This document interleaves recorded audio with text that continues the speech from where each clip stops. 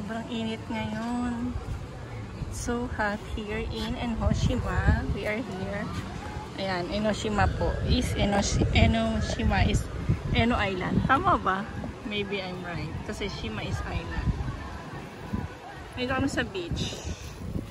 This is the map. Yan yung map dito. Ang init sobra. And sumem lang ako last week. So may mga sugat pa ako. Kaya hindi ako pwedeng maligo. Kasi mahapdi sa sugat yung tubig sa dagat. So, yan. Naghihintay lang ako sa asawa ko at sa anak ko. Matapos maligo. Nag-iikot-ikot lang ako dito. Ito ang ayan. May nakasulat na ng English and Japanese. Kanji tsaka hiragana ba yan? Yes. May Romaji na rin. May surfing dito. Ando sa dulo. Surfing site. Yung surfing doon banda. Sa site na yun. Doon sa dulo. Kasi may mga lalaro ng volleyball. Kasi mayroon dito to VR. Eagle. May eagle dito. Tapos doon naman Enoshima Aquarium. What's that? Parang Ocean Park sa Philippines. Like Ocean Park. Ano siya? May mga fish. Ocean Park, ganun. Fish Park. Tama ba? Parang zoo ng mga fish. Oh my God. I don't know kasi yung tawag doon. Basta yun. Ano, Enosui ang tawag sa Japanese. Saan yun? Tignan natin eh. Nandito ko ngayon sa You Are Here. Nandito ko now.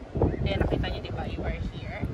Then beach. Tapos may mga, ayan, marami namang, ito yan, Enoshima Aquarium. Ayan siya. Enosui yan.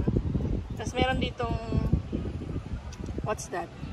Dito yung ano yun eh, mga restaurant, tapos yung sakayan pa ano, pa station. Dito naman, malapit sa parking na pinuntahan namin. Dito kami madalas magpunta, pati anak ko dito naglalaro. Yan sa kids zone. Maraming bata dito ngayon, kaya dito nagpunta sila. Yung anak ko. Yan, dyan. It's so hot today. Mainit siya, tinikong araw, pero mahangin. So, hindi siya ganun ka, hindi mo mapifeel na mainit. Kasi nakapayong naman ako ng, yung payong ko, look at my umbrella. This one is, naka-blackout siya, so hindi mainit yung sa ulo. Oh, ang hangin, ang sarap. Punta sila sa ano, dagat. Tapos meron kong dito, iyan dito. Dito na ako lagi. Pero, kasi lagi naman ako nandyan sa site na yan. Yung mga yan is bilihan ng mga what's that? Ng mga pagkain, mga bar. Meron lang ganyan kapag summer dito sa Enoshima. Pero pag winter and aki at saka autumn, fuyu, ito, ano ba yun? Autumn, spring, tsaka winter, wala yan, inaalis nila yan, tapos kinakabit lang nila yan, ina-assemble nila yan kapag pa summer na like now. Siguro 2 months lang yan eh, 2 to 3 months lang, tapos aalisin na agad nila yan. Tapos ang mahal ng mga drinks dyan, kaya pag nandito kami, bumibili ako ng pagkain doon sa McDo or sa Red Lobster, pwede kang bumili para mas mura. Yes. Ang mahal kasi dyan yung beer lang nila, nasa 2,000 na, 1,000 plus 3,000 yun, ganyan. Pero syempre, shikatanay kasi gabay din sila sa pwesto dyan sa mga store na yun. Tapos maganda rin sa loob kasi ano, parang vibe. Mahal siya pero parang tourist ka. Eh, kapitbahay lang namin dito sa Enoshima. Yeah. Walking distance, pwede ka maglakad or mag-bus or ay mag-bike. Kami naman, dinadala namin yung camping bus kasi doon yung mga gamit. Tsaka pag pinantok, pwede ka matulog sa loob ng bus, diba? Pero pwede namin itong lakarin. Naglalakad kami dito dati. Kahit yung pinsa ko nagpunta dito sa Japan, naglakad ka hanggang dito. 1 hour lakad. Kasi hilig ko maglakad. Actually before, nag-mountain climbing pa kami. 8 hours yung paakit sa taas, nakaakit na ako. 8 hours balikan. Sugoy. Ashi itakata. Sobrang sakit ng tuhod ko nun tsaka ginti. So look at this. Ayan ang earthquake, tsunami, evacuate. Yan. Kailangan pag may red alert, yan, follow yan. Dapat pupunta ka doon sa taas eh. Ayan doon yung mataas doon. Umaakit doon. para hindi daw abutan ng tsunami if emergency na. So, dahil ayoko nang maingay, ako lang dapat maingay. Ayan, dito tahimik. Dito naman sa side na to, tahimik. Pababa sa baba. May McDo dito doon sa kabilang side. Tatawid ka, doon sa tatawid ka doon. So, madalas nagpupunta ako doon kapag kakain na McDo. Last week, doon nagpupunta ako doon. Kasi, ayan. So, ayun nga. Yan, pakita ko lang sa inyo. Tahimik dito, di ba? O, di ba? May CR dyan. Tapos, ayan ang aking shadow. Nag-fire ako. Actually, naka-swimsuit na ako. Anytime pwede akong maligo. Kaya lang, takot ako sa sugat ko. Baka lumala, ma-infection. So, hindi ako naligo. Nag-swimming suit. Pero hindi ako nakatupis ha. Tumaba na kasi ako. Before, nagtutupis ako. Pakapala ng face. Nung pet ako, tumaba na ako after kumanak. Hindi na ako pumayat. Napabayaan ko yung sarili ko. Yeah, sad to say. Kaya, ayun. Naka-ano ko, shorts and ano ba tayo dito suit ko? Shorts and rash guard ba tawag doon? Yeah, I wear rash guard. Tapos pwede ka maglakad dyan sa labas. Dati nakatupis pa ako, naglalakad ang kapal ng face, di ba? Pero ngayon okay lang, at least na-try ko before ako maging mataba. Sexy ako dati. No? Yesterday, birthday ng anak ko. So, nag-celebrate kami sa bahay. Nagluto ako ng lasagna and homemade cake para mas tipid. Mahal kasi kapag bumili ka sa labas ng cake dito sa Japan ngayon is 1,000. So, much better na sa bahay lang. Tsaka, kung nagamit kong cream, yung pang-whipped ko, yung mababa yung percent ng cream para less calories. May ganun ba, no? Tapos yung sugar, hinahaluan ko siya ng lakanto. Minimix ko para mas konti yung sugar amount na matitake namin. Kasi ang taba ko na rin, tapos asawa ko rin mataba.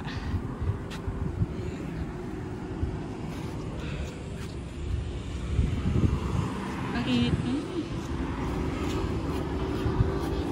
So, nakakainis. Sabay ganun, nakakainis. Walang hangin dito sa may area na to.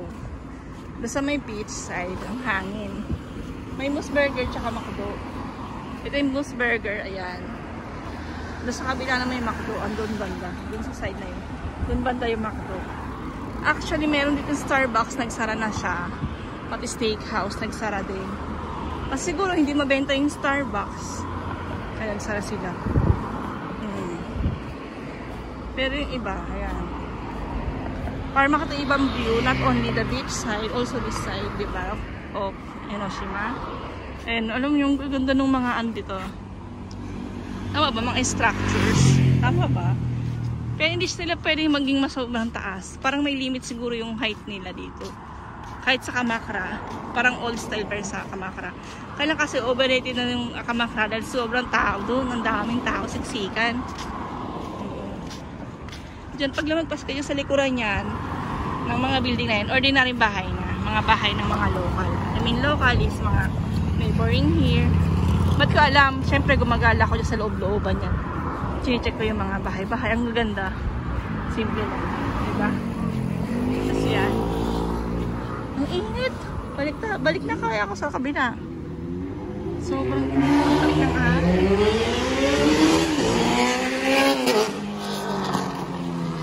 Sobrang init. May gala. Ang kulit ng gawain yun. Kanina pa siya. Sobrang init. Nakita niyo doon, meron diba? So, pabalik na ako sa may kabilang side, sa beach side. Kasi baka matapos na yung anak tsaka asawa ko magligo. Tapos na magligo, ay tama. Tapos na magdagat, uuwi na rin kami. 2 hours daw sila sa dagat. Sabi ko, okay. Gagala lang ako dyan sa tabi-tabi, sabi ko. And it's so hot. At ang dala ko ay sports drinks. I love this. Favorite ko to. Much I like this Pocari Sweat kaysa doon sa Aquarius. Mas bet ko to mo. Yung lasa niya. Mas gusto ko to. Diba? Kailangan meron kang ganito para hindi ka ma-heat stroke dahil sobrang init ngayon. May magagandang building din dun eh. Pagod na ako maglakad eh. Upo muna ako saglit ng very slight. Ay, ang dumi naman ng upuan, yung bench. Pwede ka dyan umupo kaya ng madumi. Paano ko upo? Sabay ka rin na nagreklamo, diba? So, ayan. Brett's Hotel.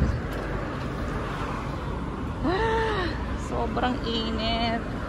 Ang hangin, asan? Kanina mahangin sa kabilang side, matarikling araw. Dito naman, malilim, pero walang hangin, so mainit siya dito. For me, susushi no hoga aso ko ya. Eto, doko dyan. Sa beach side, mas presko sa beach side.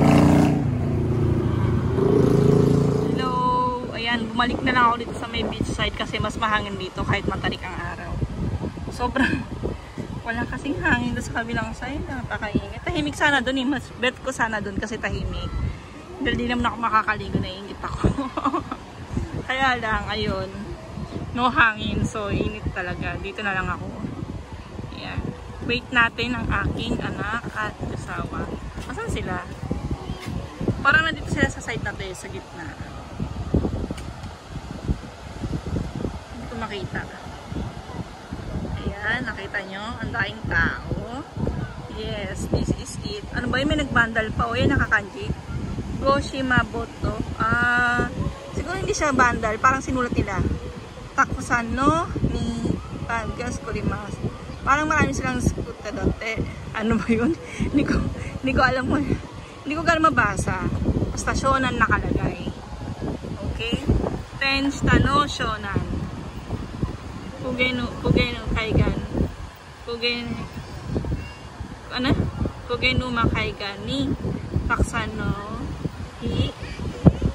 hindi ko mabasa yung next na kanji. Sorry. Kayo na lang bahala. Sabay ganun eh. Oo, nag-aaral naman ako ng kanji pero alam niyo na, if hindi mo naman magagamit everyday, makakalimutan mo like me. Nag-aaral ako hanggang grade 3. Self-study ako sa bahay pero ayan, nakakalimutan ko pa rin. Nanto na ako shiteru kedo.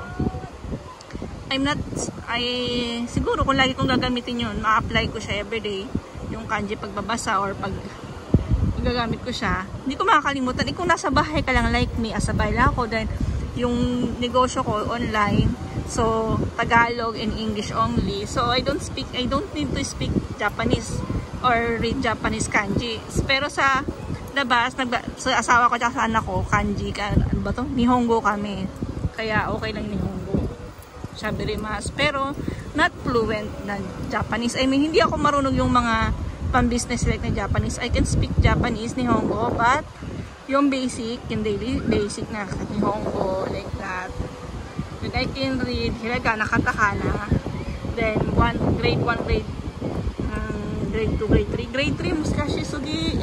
Yung grade 2 nga na kanji, nahihirapan pa rin ako eh. Kasi hindi ko na nakabisado. So ngayon, nagre-refresh ako sa CR namin. Naglagay ako ng grade 1 tsaka grade 2 na kanji. Binabasa namin ng anak ko everyday pag maliliit. Ganun ako. Pag nakabisado na namin yung grade 1 tsaka grade 2, yung grade 3 naman ang ipapaskill ko. Hanggang grade 4 yun. Ang dami pa dun sa bahay, kanji. At tama-itay nga eh. Siyempre, pinakamadali yung kanji na grade 1. Kabisado na namin ulit. Kung inaral ko yun dati, 10 years ago pa, matagal na. Tapos nagsusulat-sulat pa ako, nandun ko yung mga notes sa bahay. Tapos nakalimutan ko na naman. So, aral-aral din pag may time, sabay ganun. Sa sarili ko kasi masarap mag-aral. Na-miss ko mag-aral, I mean sa school. Iniisip ko nga ngayon sana nag-aral ako ng college. Yeah. Kasi, iba pa rin yung pinag-aralan, I think. Before, sabi ko, huwag na lang ako mag-aral. Parang gusto ko mag-aral, pero may trabaho naman ako. So, nag-stop ako sa yung mag-training sana ako. Yung caregiver sana. Ang hirap mag-aral eh. Parang hirap. I don't know, baka sa future biglang yun din palang trabaho ko, di ba, mag-caregiver. Kasi dito sa Japan, kahit na hindi ka graduate ng college or hindi ka nakapag-college, pwede ka mag-caregiver basta kuha ka lang yata ng license, gano'n eh. So, syempre, pwede ka mag-apply muna doon na, halimbawa, helper ka lang muna, tapos habang nagtatrabaho ka sa loob, training ka. Pag sa ganon po, syempre yung rate ko, Japanese rate, kasi nasa Japan ako, kaysa sa galing sa Philippines, mas malaki yung sahod kaysa doon siguro. Or same, I don't know. Pero kasi ganun eh.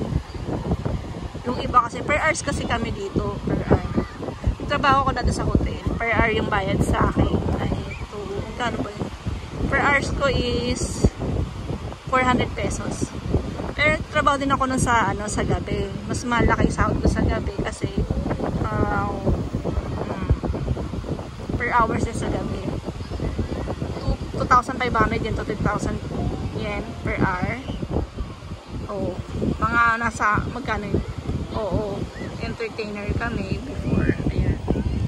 Pero dito naman kasi usap-usap lang, hindi yung isasama ka sa hotel. Bawal yun dito. Pag ganun ka, machismis ka. Diyos ko, mga Pinay pa naman chismosa. Tapos sabihin, ayan, pok-pok yan, ganun. Parang malilininis sila, diba? Kaya bawal mag-ganyan dito. Oo. Kasi may iba naman yung, meron naman kasing mga iba na gusto talaga ng sex. Hindi sila pupunta sa amin, pupunta sila sa casa or sa ibang lugar. Sa massage parlor or na may special, ano ba yun? Special happy ending ba? Tama. Pero sa amin hindi ganun. Iinom lang, tapos kakanta. Mag-uusap lang kayo. Ganyan. Pero nag-stop na ako matagal na eh. Maganda rin kasi malaki sahod. Kasi yung chismis no ng buhay-buhay. Ang tagal naman ng asawa ko. Naboboring na ako sa totoo lang. Sabay ganun. Tapos pag nakita to, ay, naboring pala siya. Pero ano siya, hindi naman siya magaling mag-Tagalog. Japanese siya eh. So, Nihongo lang yung alam niya, Japanese to. Sorry siya. Hindi alam ko ano yung nasa content ko. Ay, pero meron pala nga na pwede ma-translate sa English or Nihongo yun. Mga nasa YT. So, good luck. Then, sa linggo pala, meron akong TikTok. Check na lang yung aking TikTok. Tapos follow nyo ako. O, andyan na. O, diba? Yung karamihan dito mga naka-2-piece. Oo. Kasi, syempre, beach malamang. Hindi tulad sa Pinas kapag beach, naka-t-shirt tsaka naka-short. Bira. Oo, dito kasi ano, at kapitbahay namin kailangan naka-2-piece kayo. Or naka-swimsuit. Oo. Dito tsaka doon sa side na yon, doon sa dulo, marami pa rin naliligo. Puno yan.